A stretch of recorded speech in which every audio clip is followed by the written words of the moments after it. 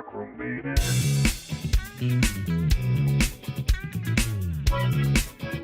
Okay, we are so excited to be here with all of you. Designing virtual experiences in Rec Room is an awesome thing, and there's a lot to designing a virtual experience. But in today's discussion, we'll delve into the artistic aspect and layout considerations when creating a virtual space. Building an experience in Rec Room heavily relies on applying key level design principles encompassing layout, environmental storytelling, artistic style, establishing the world's atmosphere, and a lot more. Today, we're joined by our guests here who are highly skilled at crafting awe-inspiring spaces. They excel in creating intimate layouts, skillfully employing composition, and expertly layering objects. They're exceptional at handling foreground, middle ground, and background elements, results in unforgettable experiences, guys. And I'm so happy to have them here. I would like to welcome Ace the Builder, Peanut, Angel, and Jan and Tonic, who's also known as Laura, and also the founder of Three of the Kind, one of the founders of Three of the Kind. So if you guys haven't heard about these creators, you definitely probably played their rooms, and I highly recommend subscribing to them. They're absolutely fantastic and amazing artists here in Rec Room. All right, thank you guys so much for joining us here today. Would you guys like to say anything quickly to the audience? Yeah, Hey, thanks for having us here. Yeah. Hi! Yeah. Yeah, we're so excited to be here, and I'm just thrilled to have these amazing artists here on this panel.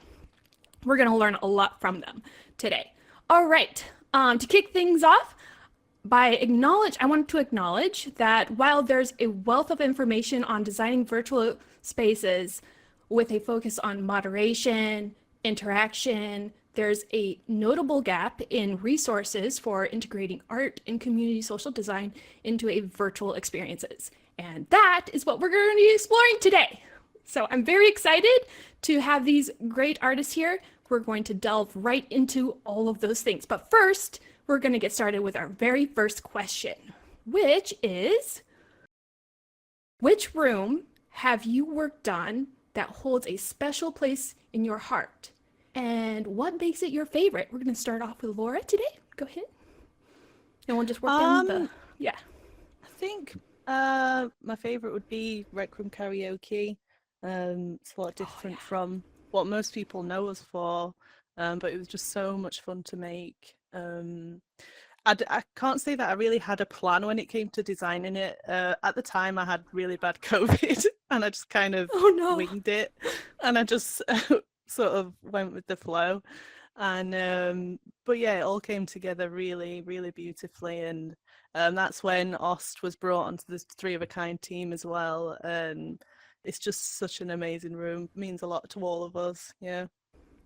It's a beautiful room. There's actually a lot of great design elements in that room, and we'll probably touch base on some of those in this discussion. Absolutely fantastic. Thank you. Yeah. Peanut, go ahead.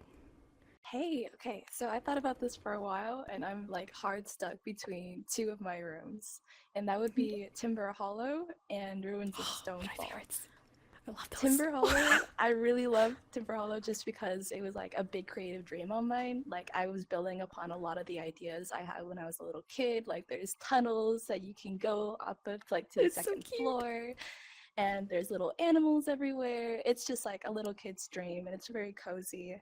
And then I really also enjoyed Ruins of Stonefall because it kind of kicked off like my real big like creator journey. Like I worked with a team, and there was just so much collaboration involved. There was a little bit of crunch culture, and I just really enjoyed it. It was a huge project between all of us, and we all worked like our absolute hardest. And since it was my idea, it was just amazing to see all those different aspects come together to form like an experience. Like we had programming, we had animation, we hired I think Engel.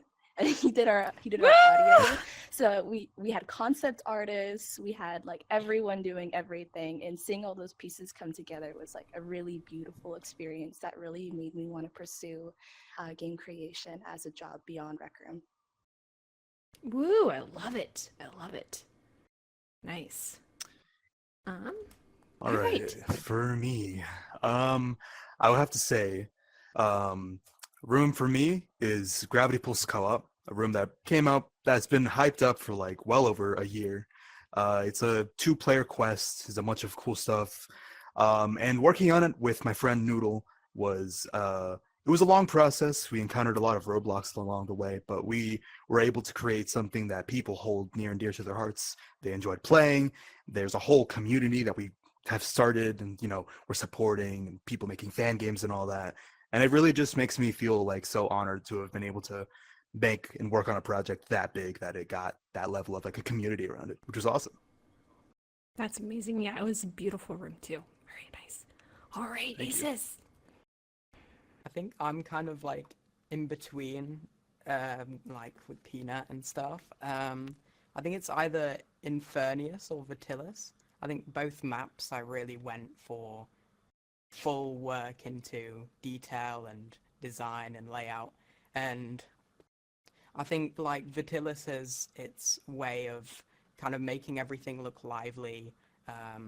It has animations of different characters, which I enjoyed making and kind of coming up with the sound design. There was also Infernius, which I'm just saying, Ruin Subroom still is like, I love it. even though I don't think I could make it much any better even now that it's been like since the folklore contest. But oh yeah, those are probably my two favorite, which I'm not quite sure on which one might be my favorite. Wow. No, those are amazing. You're all the rooms you created is just absolutely phenomenal. Wow. All right. If you guys haven't heard of those rooms, I do highly recommend checking them out. They are absolutely fantastic rooms. And now we're going to get started with our next question, which is, what sources of inspiration and methods do you rely on to kickstart your creative process when designing experiences here in Rec Room? We're going to start off with Laura. There's a lot of things that inspire us, to be honest. One of the main ones is obviously us together as friends, playing other games. It gives us ideas. When it comes to the sort of creative and art side of it, though, I use a lot of things for inspiration. Websites such as Pinterest, or I look at Sketchfab, things like that. There's great resources out there. Yeah, just sort of we all come together and we do sketches together, or we make mini designs of the map, and we kind of just bounce off each other ideas. This usually takes days and days of just bouncing ideas off each other until we've got a solid idea of what we want to go for, really. And also we reach out to our community a lot. They tell us a lot about maps that they want to see one day from us, and they give us great ideas and inspiration. Especially our Discord community, it's the things that they tell us are great in terms of ideas. And that's usually one of the main inspirations that we use, is the Three of a Kind community. They're just really great at helping us move forward with things. Woot. Love it. Yeah. All right, Peanut, what's your process? All right, I'm an ideas person. I have too many ideas. It's a killer thing to have. I love being creative. But yeah, for our teams, usually we have what we call a blue sky phase, and we throw up everything that comes to our mind, everything that could possibly work. There's nothing to criticize. Nothing is a bad idea in this stage. So we like to do this by spawning in like 5 whiteboards, writing whatever we want on it. We like to pull out our maker pen. We like to draw little shapes and create little like layers of elevation to explain like our ideas. And it's just super fun. And then on top of that, I also heavily rely on like Pinterest mood boards to get like ideas for what I want to do. And I really, really do ask everyone, like, you should really get into Pinterest and look at It's the best references. thing. Oh yeah, art in references. Oh my Great. goodness. It's great. That's, yeah. Do not be that creator that it's like, oh, I don't want to look at any references. I want everything I do to be original. What you're making is original. Having references to add on to your ideas, like a sundae, is only going to make it so much better. So yeah, that's my advice. Exactly, yeah. Oh my gosh. Pinterest is my my place. Great. Ingles. All right. So, like Peanut, I am a very strong idea person. I have so many ideas floating around my head, and a lot of this, surprisingly, comes through, or not surprisingly, comes through music. Sometimes I'll be listening to a song or something else that like some of my favorite artists or even some of my friends would make, and then I get ideas in my head for like sort of themes or like things that could go along with it, and like start brainstorming a lot through that. That's one part of it, and the other part is just a lot of like messing around and having fun with it. A lot of my recent projects and recent little things that I've been working on has just been me like messing around with things. Like the new throw handle component that came out, I came up with a really cool concept for a cool game that I might do. That was just me messing around like after the update came out.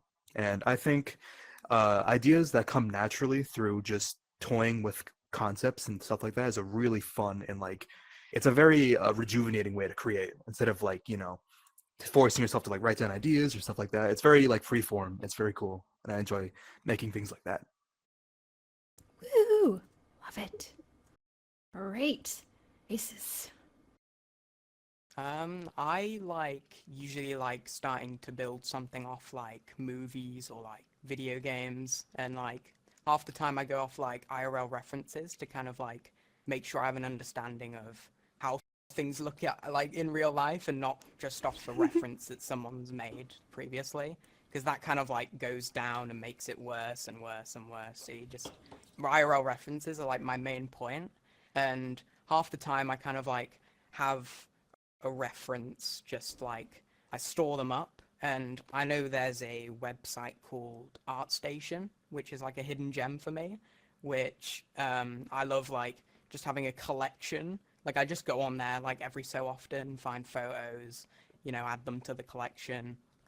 And then yeah, I think, and then you kind of get those references, you build it, and then you can go off that just like on your own. So like you could just have a singular house that you want to build, and then you could build terrain around that you've seen, like let's say like a 90-degree photo of, or like whatever, which is like what I like usually like to do, not just like complete reference of the whole map, but kind of like do your own original thing. Oh, absolutely. If anybody hasn't actually gone through Aces rooms, they're very cinematic.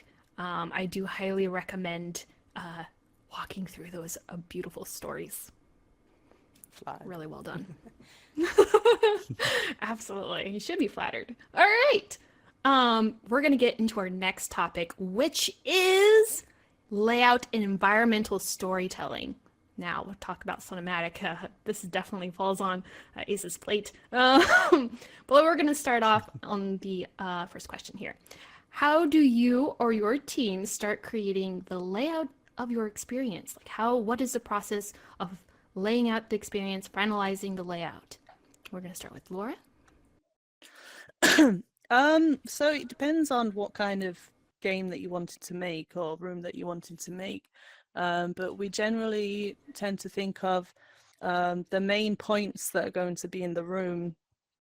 For instance, when we made Dare to Sleep, we knew that we wanted a cinematic sort of entrance to start with in a seat, and then we knew roughly where we wanted to have the different tasks, and then we sort of made sure that they were spaced out nicely to give the player time to see all the artwork in the room, and then we sort of build up around that.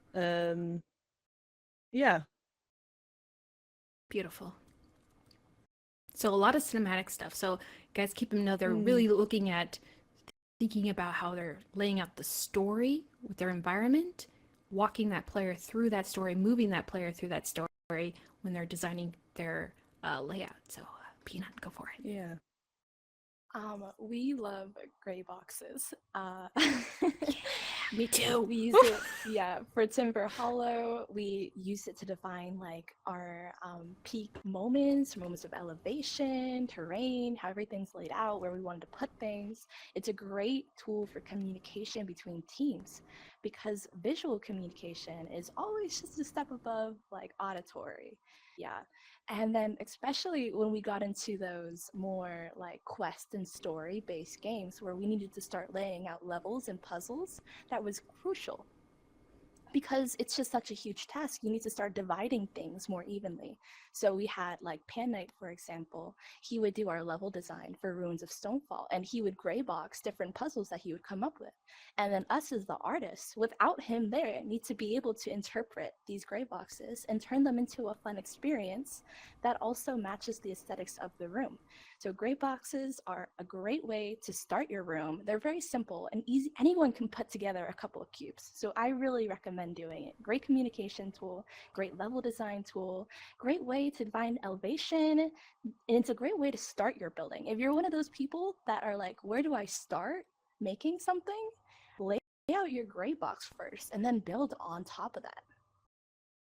Yeah, it's absolutely fantastic. That's great advice. I definitely do a lot of great boxing for sure. So awesome. All right, Ingo, what's your process? So when it comes to things like designing layouts, I primarily think about like what the environment is supposed to serve as in terms of like the context of the room. For instance, of Gravity Pulse Co-op, a lot of the rooms are like very, like sciencey, white panels on the walls and like, laid out in like specific ways. For a room like that and for stuff like Ruins of Stonefall as well, I think a lot about where the player would naturally want to go and like where they would look first, where they would think. So like oftentimes you wouldn't like put something on the roof because not many people look up at the roof. That's something I learned a hard way in one of the rooms. But yeah, a lot of it just comes down to making sure that when I lay stuff out or like when I gray box, everything that needs to be seen by the player is able to be seen, and everything that looks like something can be interacted with or something that could like have any sort of like thing that the player can interact with at all, it's visible and it's present, and they can actually, they know what to do without having to be told, through lines of dialogue or signs and stuff like that. So doing stuff like that and making sure that things are communicated well between the player and the room itself is a very good thing, and that's something that I tend to do a lot. Yeah, exactly. All right, Isis. I'm like entirely with Peanut here. We usually like start off with like base layout of where the player's gonna work, like walk, trees, like terrain, buildings, and whatsoever. And I feel like just by doing that, it gives like a great visual representation of what you're trying to create in the first place. So it might end up sparking more ideas on more ideas, and then you've got a full map suddenly. So I feel like that's like, a great point of starting a map just in general. Woo! Exactly. So we did get a couple of questions asking what is gray boxing, and gray boxing is laying out your map just with a bunch of boxes, planning out where the buildings are, planning out how the path is going to lead the player through. Is just planning out the overall experience, not necessarily thinking about details, just basic shapes, laying out where all the art and all the different little objects that players interact with going through the experience. So that's what that is. All right. So we're going to go to our next question. When crafting an experience, do you consider the player's initial starting point? How do you approach guiding players through the journey when starting to create a room layout? Kind of touched a bit about this, but we're going to go more into details. All right, we're going to start with Laura. Yeah, so you have to think about your player's point of view. You don't want that to be too confusing or overwhelming when they first join a room. And a good thing, sometimes people forget to stop flying. You have to remember to stop flying and stand in that point, and you have to see it from their perspective and keep checking back on it. But a great way to sort of guide them through as well. We like to use subtle lighting as well to guide them through to the next spot. But yeah, always try and think about their point of view, and just stand and think about how they're going to see it. And we always, I like to sort of leave the room just for a little bit and come back with like fresh eyes as well. That tends to help if you're in the room a lot. You see it a lot better if you sort of leave and come back. But that you've got to remember that that's the first thing they're going to see, and you have to make a really good impression. So it's one of the most important places to think of. Yeah, exactly. And to expand a little bit on that, Laura makes really scary rooms, and lighting is a big influence on her rooms. And just by the presentation, when a player spawns into the room, they really see a grand composition, and then they're led through that composition. It almost feels a little bit like Disneyland, but very scary. Just gonna say, scary. Scary Disneyland. I say that as a compliment. Yes. All right. Pina, go for it. All right. When it comes to that spawning location, it really depends what kind of game we're looking for. Like in Ruins of Stonefall, we embraced clarity. Like we wanted to have a clear path for our players to follow so they could find their next objective. Even if these paths somehow got narrower and wider, narrower, and we just wanted to make sure that our players weren't getting lost or confused. We also use a lot of subtle lighting to illuminate places and objectives so players knew where they were going.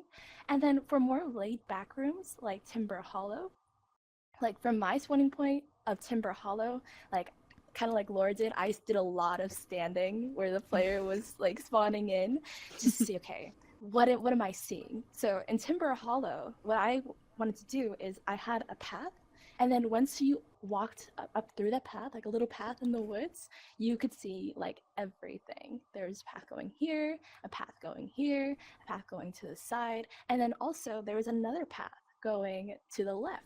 So you could choose all these different paths. We wanted to give these players and like evoke a sense of like adventure in them, and we wanted to give them as many options as possible, and also that big awe moment of them walking through that forest and then being able to see like, look at all the things that I can do. So just having like a good first impression full of lots of opportunities, filling that player's head with adventure and like just being ready to go out and see what there is to do is just a great point of starting. Absolutely. And I wanted to expand on that a little bit about that room. One of the things about what makes it my favorite is that the spaces are different. You're not walking into like a consistent height in the space. The space overall has different heights and elevation, which creates a little bit, it gives a little bit more adventure, as you were talking about, Peanut. And it just keeps people around in these little circle areas, these little communication areas that you created. So keep in mind when you're creating spaces, having a consistent space is a little bit boring. And then creating different heights in your space keeps things very interesting. All right, Engel. My philosophy with this is that I like to think of when you first join the room, the first few seconds is kind of like a YouTube thumbnail.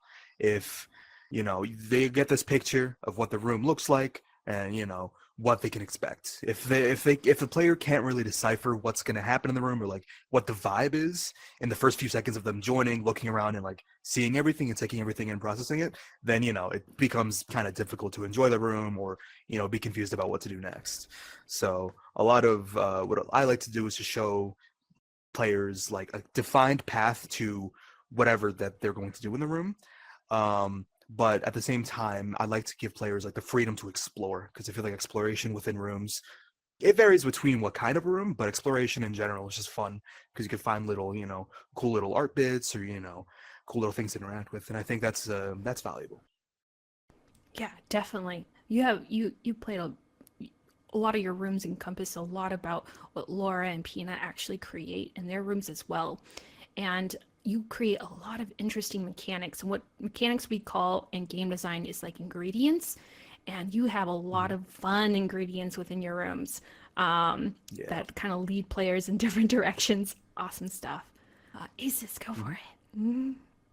I feel like the best thing, like when creating like a room, is making the player like go like, wow. So it's like not revealing a view or like a sub room right on their starting point, but to make them go like up a hill or around a corner, or just make it like hit them all at once. So there's also like level design, such as like making different levels and layers and onto the map to really make the player explore. For example, like going through buildings, climbing out windows, exploring through caves and like lakes can also like really enhance like the player's immersion. Yes. I just love that in a lot of your rooms. Like, they have a lot of that. It's actually one of my favorites. Yeah, so we're gonna touch base a little bit more on that in our next question here. Um, okay, hold on. Okay, yeah. I observed that in many of your rooms, you incorporate different levels of elevation in your experiences. Could you share your thought process behind designing those design choices? Start with you, Laura. Yeah, so I'll talk about, I guess, our hangouts, like karaoke or our rooftop bar. I feel like if it's all just on one flat layer, the whole experience in itself can feel a little bit flat. And I feel like breaking it up. So with the Three Oak rooftop bar, you spawn into the room, and straight away you've got this conservatory which takes your eye straight down to the main area. But we also have different areas that cut off in up and down, downwards to the fire pit, upwards to the piano, and then surrounding it all there's a balcony around it all. And I think it's great for people to feel they feel like they can break off with their friends and create more intimate, cozy settings for them. So for hangouts, I think it's really important to have different levels of elevation. The same with karaoke, how there's the double-decker bus you can chill in there, or there's the cafe area and the booths. And it just makes for such a more interesting, intimate feeling in a room. But you can do the same thing with like horrors and quests, especially quests. You want to break off in different directions, and that those layers are really important to make it feel more immersive and just more exciting, to be honest. Yeah, exactly. So I just want to like expand a little bit on that. Like, Laura really emphasizes on the elevation in the room, especially like creating little stairways that go up on elevation, go down on elevation, creating little small spaces, but still, it still feels a part of the overall experience, but still helps break up those individual areas so that allows people to group up and expand out. Very cool. Nice stuff. Peanut, go for it. Yeah. All right. As you know, elevation plays an incredibly important role in my room creation, especially in Yeah. Timber Hollow. And Mhm. I really think it's because elevation is just such a fun element. Like when we're little kids, one of our favorite things to do is go climb on things, be high up, go do things in a composition that's different than we see in everyday life.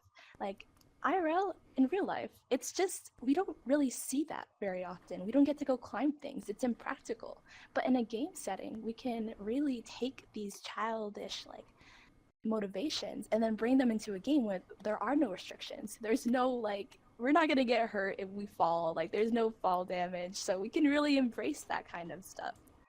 So in Timber Hollow, there's things to do above you and there's things to do in front of you, and that really adds a lot to the room while also making it more visually pleasing to look at.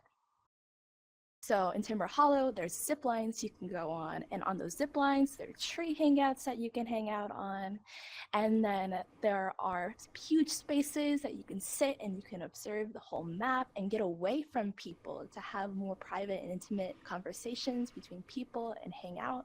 So that's just a very important part of an experience. And then also in our second subroom, we have creative ways to get up. So there's like tunnels that you can go up to move elevations and get to the same location, and there's stairs. So there's lots of different ways, and it kind of brings in, again, this like feeling of being adventurous and getting to choose your own path. And then on top of that, it adds just so much, goodness, what's the word?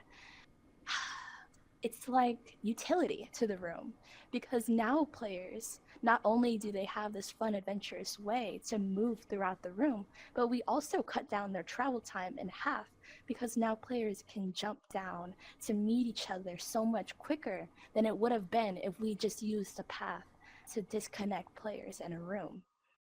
So it really brings people together, it brings the room together, it cuts down on your space, it makes your space more interesting. Elevation is something that everyone should have for both aesthetic purposes and just for environmental purposes as well. Amazing. Great examples. Love that. All right, Ingle, go Mhm. for it. So for me, I have a sort of like personal sort of feeling with elevation in terms of just like how it impacts the player and like how they view it. I live kind of close to New York City, so naturally I get to be surrounded by these really tall skyscrapers and like these vast sort of like cityscapes. So a lot of that sort of resonates with me well, and a lot of the rooms that I have been a part of where I've been working on art design incorporate a good chunk of elevation, whether it be places that players can actually go to, so climbing up higher to get like a higher vantage point, or just being in like a space where there's so much elevation where it feels much larger than like the world, and it feels overbearing, but not to the point where it's like anxiety inducing, but it feels like, like there's a bigger world. And a lot of that is just a great feeling to have. It feels cool to be like a part of something larger. And yeah. Amazing. Yeah, absolutely. Sis, go for it. I think in Vitilis, we really tried to go for, in most of the subrooms, exploration more than just kind of like go across a flat floor for like 5 seconds and boom, you're in a loading screen. So we really wanted to make it so then, go into a building, go up ladders, down, drop down, go everywhere, like, and can really like improve like a player's experience just from even just that. Like, even just like going into a building can like, be a big part of the map, and just like expanding that amount of time in that subroom, can, a good part of making a subroom. Exactly. I just wanted to expand a little bit on that. So, like, if you've ever been through Aces's rooms, they're very somatic, as we mentioned before. But as you're walking through them, there are high levels of balconies, windows from above that really open up different little areas. You can't necessarily go to them, but you get to see them, and they help break up spaces and capture your eye and lead players through an experience. It's really well done. I do highly recommend going through like all of his rooms to actually view all of that. It's really great. Okay, awesome stuff. We're gonna go on to our next question, which is actually kind of an important topic. What are your thoughts on the pros and cons of creating a different types of spaces in virtual maps, such as an intimate space, which is a small space, compared to a larger map layouts? What are the complications? What are the pros and cons? What do you guys recommend? Let's start off with Laura. So yeah, there's pros and cons to both, and that again I think would depend on the type of map that you're wanting to create. Sometimes maps can be far too vast, where you feel a sort of disconnect between other people in the room, and there's not those layers of elevation between to break it up. But then again, when rooms are slightly too small, it can feel a little bit claustrophobic and a little bit overwhelming, especially if you don't have the room capacity of players turned down a little bit. But it really just depends on the type of room that you wanting to create, and how you layer up in between those large spaces. And if you are making a small intimate space, really think about accessibility with players. Make sure that you know you're not crashing into things and banging into each other. Make sure there's clear pathways, and your play capacity is correct. Yeah. Yeah. I always find that your maps are usually very intimate. They're very small spaces, but they have a lot in them that kind of like really draw your attention. But there's like layers out in the distance that you can see that kind of like break up the space a little bit more. That kind of expands that map, but it's still very intimate. It feels very, very cozy, but scary. Always. Her maps are very scary, guys. Just saying. Cozy but scary. Very, very scary. Disneyland scary, guys. Disneyland, but scary Disneyland. All right. Peanut. All right. Well, when it comes to map spaces, I like to incorporate just a little bit of both. So in Timber Hollow, we have this big central space where there's picnic tables, and it connects you to all the smaller intimate spaces in a room. And we also use that composition for our next subroom, because honestly, it is just the best composition to have a nice open space and then have that break up into like a circular like area where people can go hang out more intimately. And not just in the context of hangouts, but this can also be applied to other rooms, such as Rooms of Stonefall, which is a quest room. We'd have very intimate like hallways and corridors where we'd break off vision using foliage, and we'd bring players to more open spaces, but that still had smaller objectives. And these areas would open up so that we could give the player a sense of awe. Maybe we'd have an elephant walking through and it looks like there's lots of open space, but we keep our player focused on our objective, which is in our next intimate space. And we do this through lighting, and we do this through dynamic elements such as like buttons that we can interact with.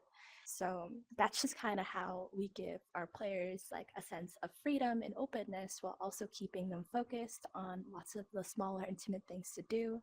So also keeping these larger spaces and using them very sparingly. Like we only really want 1 or 2 of these per subroom, no more, because they can get very overwhelming and they can become too much space. It's good for a nice awe moment, but you don't need 3 more awe moments after that. No, I just love a lot of the rooms that you create, Peanut. Like the spaces that you create are phenomenal. If anybody wants to learn about space or create really great spaces, you have to go through Peanut's rooms. They're really, really well done. You'll learn a lot from them. I would sit there and study them if I were you. Thank you, I appreciate it. Yeah, Angle, go for it. Okay, so I often play with the concepts of having intimate and then more larger spaces, and oftentimes it's very fun to have like a contrast between the two, like Peanut said, to have like an awe moment for players to go through, and it's very fun to play with the concept of switching between them. Of course, you don't want to overdo with the large spaces, but you don't want to overdo with the small spaces because they can feel too cramped and feel too close in. So a lot of the rooms that I've worked on, they have a very nice blend of having open spaces where people can gather together or talk or interact with each other, but then there's more secluded areas that are more intimate where people can go and talk, or they can have conversations and other sort of things like that. One room that comes to mind is Evermore for the Solstice contest. That room, while it also played very well with elevation, there was a lot of like sort of playing with those sort of spaces where there's this one, like the big sort of room that you're in, the big circular room, but there's also little tiny spaces where you can go, like behind curtains or like little carpets or just little corners of the room that are split up. And altogether, it brings players together, but also keeps them, if they want to be, separate, so that they could do their own thing. Yeah, same here, guys. If you ever really want to study space, and I do highly recommend studying spaces, especially if you're creating in Rec Room, you need to check out Engel's rooms as well. They are fantastic experiences. And one of my most favorite experiences is Cyberhop. I love Cyberhop. And I love Evermore too. Evermore is amazing, and you just mentioned that too. Mhm. It's very good rooms. I do highly recommend taking a look. All right, Isis, you want to go for it? I feel like having a large and diverse map can lead to like massive ink limits, and so like you're limited to how much detail you can have in a map if you know make it too large and expansive.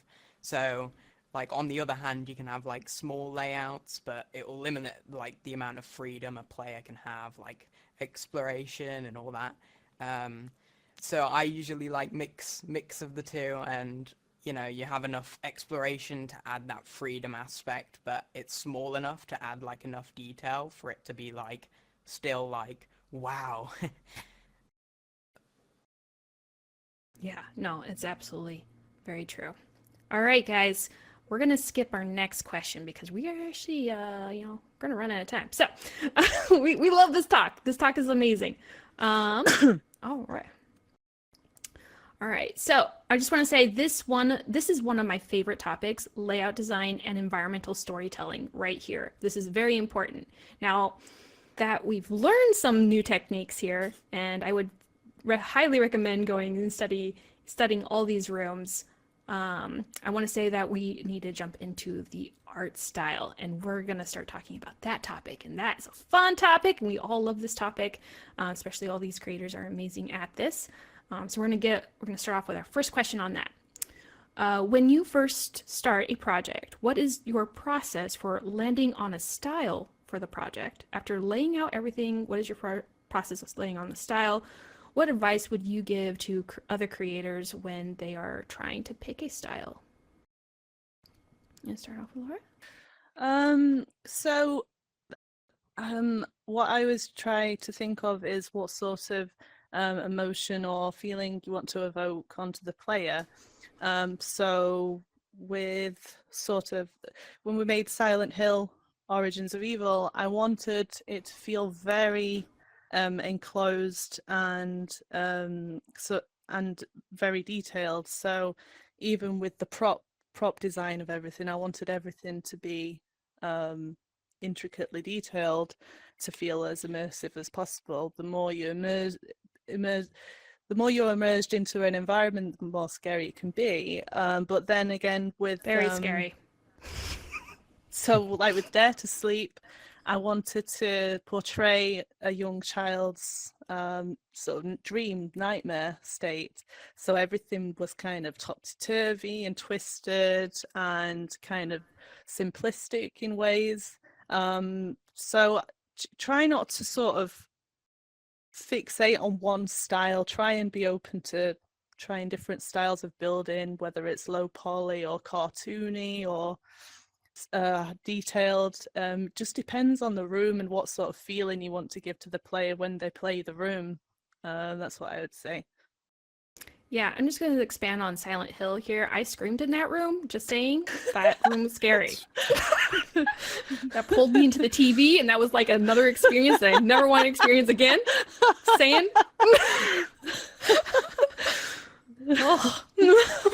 All right, go ahead, Peanut. All right, I'm a style person. A lot of people know me for my style. I tend to gravitate towards a lot more like organic shapes and whatnot.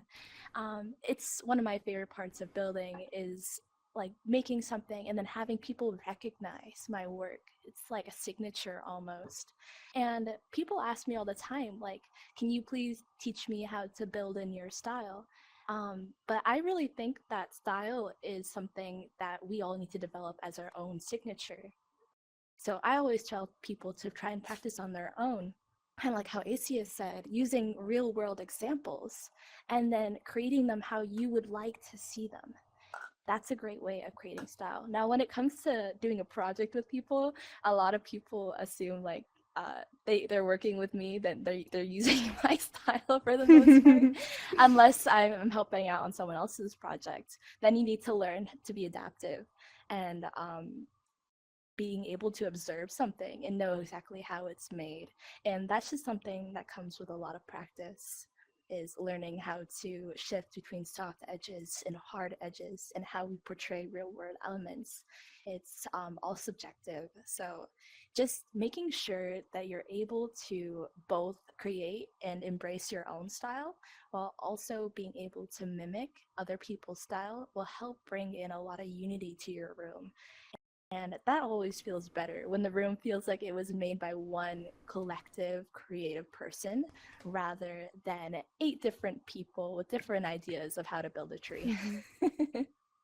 I love it. That's beautiful. That was beautiful. Well said. All right, Engel, go for it. Again, like the others have said, it does depend on the room that you're making. Some rooms are just better, if like the concept is just better to land on one specific style than another. There's a lot of sort of, I guess, talk with the groups that I've worked with, a lot of talk about style and like overall aesthetic and vibe that the room would give off to the player.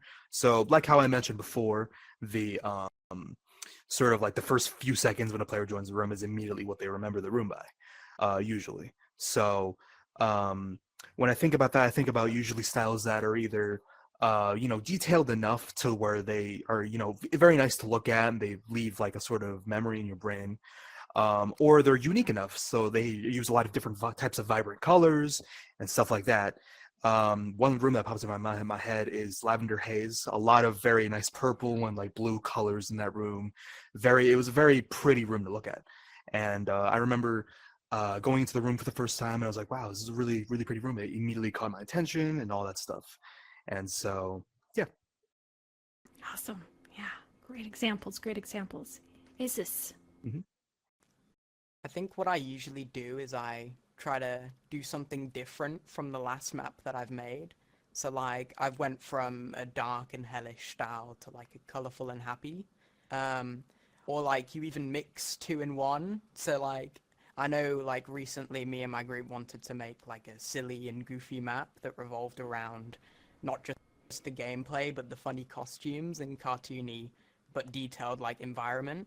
And I know in Vitilis I really wanted when custom colors came out, I really wanted to, try and use it as much as possible inside of the terrain. So I had like different colors on the trees, on the ground, like, and everything. And even the lighting was all, pink shade. And I feel like doing something different, but having 2 different styles or even 3 in one room can really make everything, you're showing everything out. So it's not just like the same thing over and over and over again. Yeah, I just want to expand on a little bit of that. Like the way you work on your rooms, Aces, it's absolutely phenomenal. I did notice the different styles in the trees, but still like there's a lot of consistencies and like materials that kind of like tie everything together, and color just comes really well. Like you use your color palette very nicely. Thank you. That's really good. All right. All right, and we're gonna get to the next question here. How do you use shapes and props to direct players and guide them through a space? All right, Laurie, with you. I think so. If we've got a really big map, the way you can do that is by sort of tunneling them through sort of buildings, or with Blair Witch. That was a very big map, so we tried to use it in a sort of natural way, with the shape of how the landscape was designed, but we didn't want it to seem too obvious in the way that we're guiding them. We wanted it to feel natural, as if they found their way on their own. And again, you can use lighting to do things like that. So yeah, it depends on whether it's a small map or a big map. With Dare to Sleep, we used we had like a consistent way of guiding the player through, which was a kind of wonky looking door with different I know that's bright colors. Mhm. And that was kind of a consistent way of leading the player to different parts of the next quest. So yeah. Yeah, that's really awesome stuff. Yeah, so creating different shapes and from the original art style kind of directs players that there's, hey, this is different. I should go over there. And creating some lighting fixtures will also draw players over there, especially if it's scary. Yeah. You know, just saying. All right, Peanut. Okay, I'm a bit of a terrain person because I just really enjoy how we can use soft spaces. And so what I like to do is guide players usually with foliage. That's what I've done in my past couple of maps, is you use these props to kind of help guide players nicely through where we want them to go. We use them to cut off vision from areas that are too open. We use it to help make spaces feel more intimate, paths, all of that. And we can also use props to help basically showcase areas of big interest. So we have a lot of props and stuffed animals that you can pick up, interact with, in areas that we want people to be spending their most time in. So yeah, using those ideas, we can really, take players where we want them to go. Yeah, I think that's great. I'm going to expand on that a little bit. Like, if you're ever designing a space and you have like a lot of foliage, it's great to like point the foliage in a direction you want the player to look, and slanting your props slightly in the direction that you want the player to move to. And it might not, it's a subtle direction, but it's a direction that is consistent through the, let's say, the terrain, the foliage, the prop angles, and any that angles towards like windows could be a little slightly angled toward the direction you want to move players. And that really helps kind of move the player without actually telling you want the player to move there. It's awesome. Angle, go for it. When I'm designing or when I'm working in an art style, I like to play with the dichotomy between like stuff with hard edges and stuff with softer edges, and like how that is sort of perceived by the players. Stuff with hard edges, like sharper, like buildings and stuff like that, and like, other types of mechanical structures sometimes is a lot more like, it's a bit more eye-catching, and it's a bit more like, okay, maybe this is something I should be cautious around, or maybe I won't go there, just creating that sort of thing. And with softer edges, you have smoother stuff like terrain, or just things that have smoother edges, that are much more like inviting because it feels less sort of dangerous to be around. Both still capture the attention, and both are still very useful to use in their own situations. And I enjoy using both of them, sometimes mixing the two together and creating a sort of blend between the two.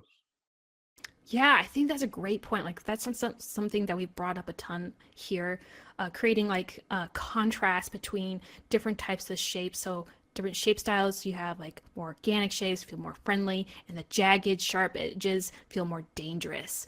Awesome. Nice pointing out. Isis, go for it.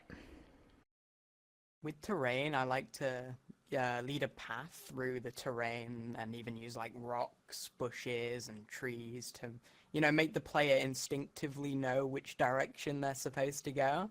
And you can even like use big views or big buildings to grab the attention away from areas that you don't really want the player to go.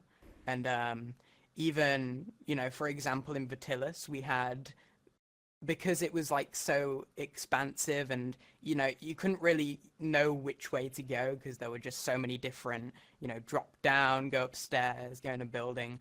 We had to create signs that would have arrows on them, which could kind of like, even though that a player wouldn't fully see that unless if they were looking closely, kind of like their brain would kind of know that they're supposed to go down there, and you can kind of tell, you can guide the player through the whole subroom without them even knowing that they're being guided through the subroom.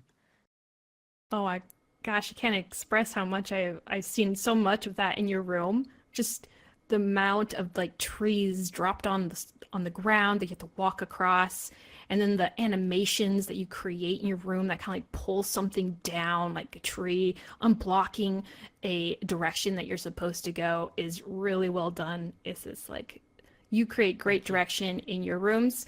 I do highly, again, recommend going through those. Okay, so we're about almost out of time, and we're gonna just go off to this one other question. Once the experience is almost complete, once you put it all together, we did the map layout, we did the artistic style, and now we're putting this all together. Once the experience is almost complete, what is your process for incorporating sound, lighting, music, and even ambience into your scene? So we're gonna start off with Laura.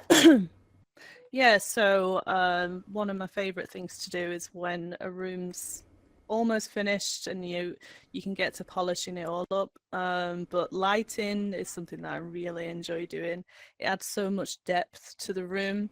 It makes it feel so much more real. I like to work with a complete sort of pitch black dark skybox so that I have real control.